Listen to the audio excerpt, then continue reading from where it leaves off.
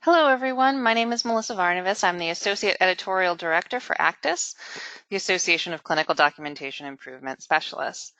I'd like to welcome you to today's little informational session regarding applying to speak at the ACDIS 2020 convention. The ACDIS convention takes place this coming May in lovely Las Vegas. It will be our 13th annual conference, and it takes place May 5th through 8th. The application to speak at the ACDIS National Conference has been open since June 28th and will remain open until August 30th. Applicants should be prepared to include a draft of learning objectives, a session title, a brief outline and marketing paragraph, as well as biographical information for the principal and any secondary speakers. So please do take time to review the application form and get your materials together before you begin the application process. That will help you as you begin to collect your materials. I did want to take an opportunity to just review some of the selected speaking suggestions that our ACDIS Conference Committee has come up with. So you can see here, this document is available on the ACDIS website. These are our 2020 session suggestions, We will have our beloved track 1 clinical and coding track again this year. Sessions in this category should focus on where clinical criteria and coding regulations meet and should be appropriate for both coding and clinical backgrounds. Basic sessions should be appropriate for those who are brand new to the profession, and advanced sessions should offer insightful ways to re-examine critical record review opportunities. ACDIS particularly welcomes coding and CDI collaboration stories and coding-focused sessions, as well as sessions that may be physician-led or physician CDI collaboratively positioned. Now, these proposed breakout sessions include things like coding clinic and official coding guideline updates, includes and excludes notes, but also those common query opportunities that are clinically driven pathophysiology and diagnostic criteria, sepsis, malnutrition, respiratory failure, encephalopathy, kidney diseases, things like that. So also, ICD-10-CM basics, how to use the ICD-10-CM books, Medicare severity diagnosis related group basics, what are they and how do you use the DRG expert manual.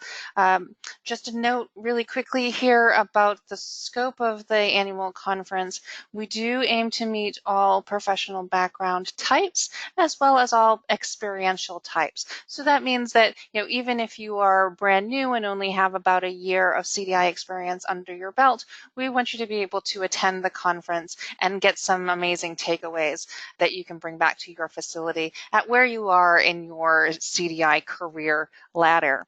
So we also are looking for those sessions, as I mentioned earlier, that are intermediate and those that are advanced. And again, advanced practice sessions should really be taking some of these core responsibilities and putting a really interesting advanced take on them.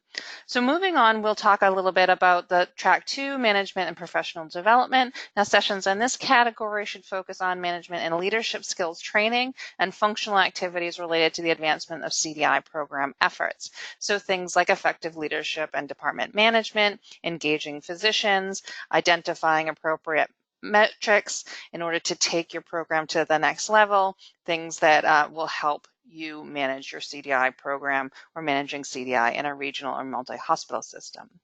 Now, track 3 is our regulatory and quality initiatives track, and sessions in this category should focus on government-related payment or regulatory shifts, trends in quality enforcement and reporting methods. Basic sessions in this category should be geared with those with experience in CDI who understand the core basics of CDI but are new to quality and payment concerns. And again, advanced sessions should be geared towards those who have been working in quality and regulatory issues for some time but need fresh ideas for program enhancement. So some of the proposed breakout sessions include IPPS and CMS regulations. How do those systems work, and what are the shifts that we might be seeing coming on the horizon? Medicare Advantage, hierarchical condition categories, and risk adjustment factor, and medical review strategies for these, macro and payment and physician payment reform measures. There's also some suggestions for recovery auditors, and upfront denials prevention, what might be going on in those areas. Hospital value-based purchasing, alternative payment methods, and accountable care organizations. Again, anything that's related to regulatory shifts in payment methodology, or anything that's related to quality-focused measures that CDI can have an effect on. Now, track 4 is our idea laboratory. Now, this is a little bit different. Sessions in this category should look to break the traditional inpatient CDI model and offer innovative approaches to advance the profession. Some of these sessions will be shorter. We're looking for 25 minutes and 5 minutes of Q&A. Now, that might be more appealing to someone who maybe hasn't had a lot of speaking experience and just feels that they might have an innovative idea to offer and thinks that they can fill a half-hour time slot, but is a little leery of filling a whole hour time slot. But they're also good to get really quick, in-depth concepts across, and they're also very interesting to put common ideas together. So if we get 1 or 2 different session submissions on similar topics, we might be asking folks to do those in shorter session times. And group those together. But those are all opportunities to think about. So I do recommend that you review this a little bit carefully and see if maybe your idea would fit into this particular track. Things that we're looking for here are CDI research projects or findings, things that you've really investigated at your facility and have been able to have a positive outcome through your CDI efforts, revenue cycle and revenue integrity, clinical validity, and technology. And track 5, we're calling beyond hospital walls. Now, this is really anything that's outside of a short-term acute care inpatient hospital facility. So physician practice setting, ambulatory surgical centers, children's hospitals and pediatric units, long-term acute care, rehabilitation, psychiatry, critical access, and so forth. Now, you'll note that we did leave track 6 as a TBD, and that's to make sure that we have enough flexibility to meet the needs of the CDI industry and our community. So you all are on the front lines, so you may have a number of different suggestions that hadn't fit into our previous tracks, and we might end up seeing an emerging topic or concern there. So the conference committee will determine what track 6 will be based on the submissions as they come in, and we will announce that at a later date. Now, before I let you all go, I did want to just take a minute to pop over to our application platform so that you can take a look at that. As you can see here, the link, as I said, is on the ACDIS homepage right here. And you can just jump over to this, and this is what you'll see. You'll need to create an account if you haven't already, and that's easily done. And then once you get into the page, you'll see that there is an opportunity to enter information about your biographical information, main speaker information, your job, your phone number, etc., any of your previous experience and speaking, a professional headshot. If you don't have one, have a coworker, colleague take one.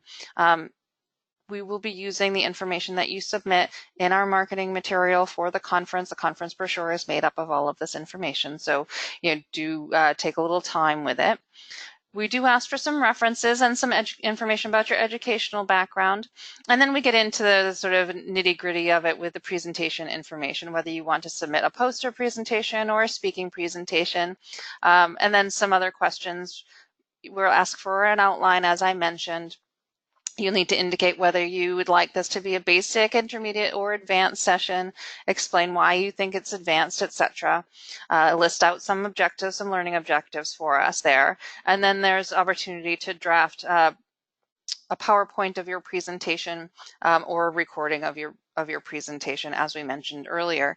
And then there is an opportunity to add a co-presenter. So if you do have a co-presenter in mind, it might be nice for you to have that person with you so you can work together to fill out the form as a team.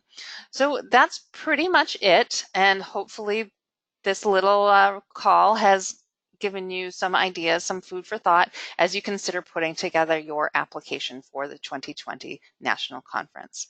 Thanks so much for joining me. You all take care, and I'm really looking forward to reading and hearing your submissions. Bye-bye now.